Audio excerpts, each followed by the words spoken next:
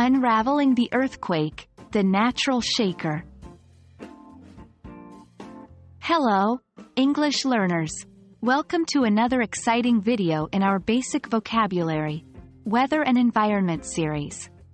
Today, we're going to dive into the world of natural disasters. More specifically, we're going to learn about earthquakes. So, let's shake things up a bit and get started.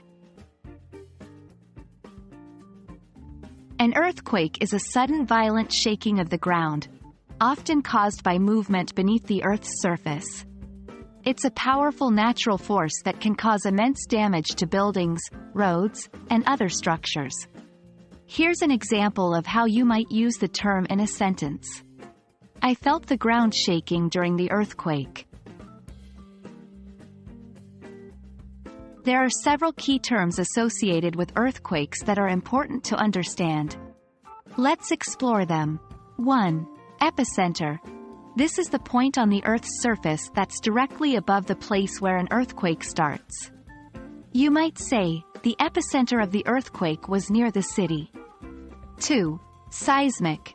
This adjective is often used to describe something related to earthquakes. For example, seismic activity was detected in the region. 3. Aftershock. This is a smaller earthquake that occurs after the main earthquake. You could say, after the main quake, several aftershocks were felt. 4. Richter scale. This is a scale used to measure the strength or magnitude of an earthquake. A sentence might be, the earthquake measured 7.0 on the Richter scale. When talking about earthquakes, it's also important to know how to describe their effects. Let's look at some vocabulary related to this. 1. Tremor. A tremor is a slight shaking movement in the ground. For instance, I felt a tremor before the major shaking started. 2. Rubble. Rubble refers to the broken parts of buildings that have been destroyed.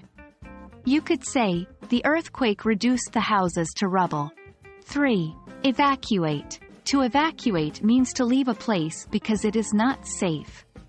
An example sentence might be, residents were asked to evacuate their homes after the earthquake. And there we have it. You now know how to talk about earthquakes in English. Remember, learning this vocabulary can not only help you in understanding news reports about such events, but it can also enrich your English language skills in general.